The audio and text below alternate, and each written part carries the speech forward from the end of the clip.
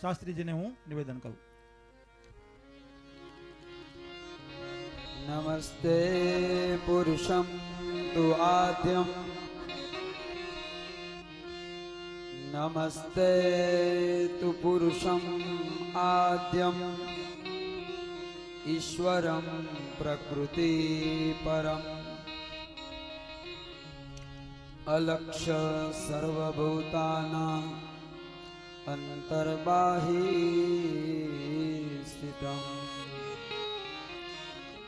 નમસ્તે પુરુષમ તુ આદ્યમ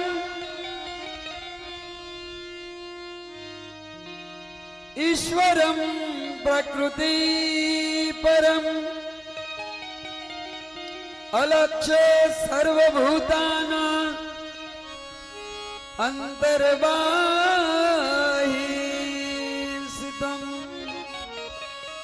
નમસ્તે તુ પુરુષમ આદ્યમ ઈશ્વરમ પ્રકૃતિ પરમ અલક્ષ્ય સર્વભૂતાનાં અંતર્બાહી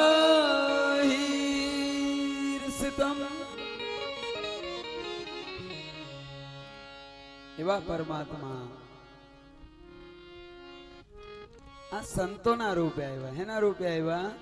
હે નમસ્તે તુ પુરુષમ આદ્યમ. પુરુષો જે મહાન પુરુષો છે, જેણે જગત માટે ભેખ લીધો છે,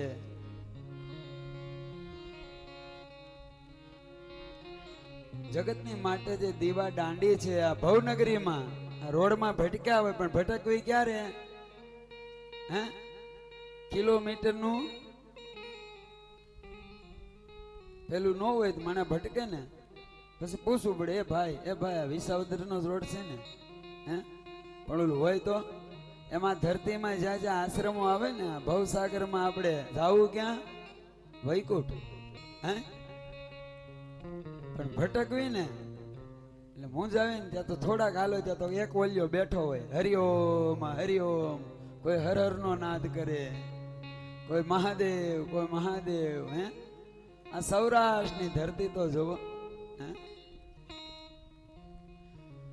એ સાંભળો સાંભળો,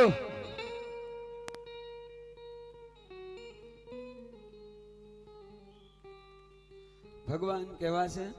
નમસ્તે તુ પુરુષમ આદ્યમ, જે આદિ છે, અનાદિ છે, પ્રકૃતિ પરમ. આ જેટલી પ્રકૃતિ છે ને એના ઉપર કોઈ હોય તો એ પરમાત્મા છે. અલક્ષ્ય સર્વભૂતાના, એનું લક્ષણ એ દેખાય નહીં, એનો અનુભવ થાય. શું થાય? અનુભવ થાય. બાકી તો મેં કીધું એમ આ મહાભારતની કથામાં આપણે પ્રવેશ કર્યા. આ શું છે? પરમાત્માને જાણવા માટે કોઈ સંતો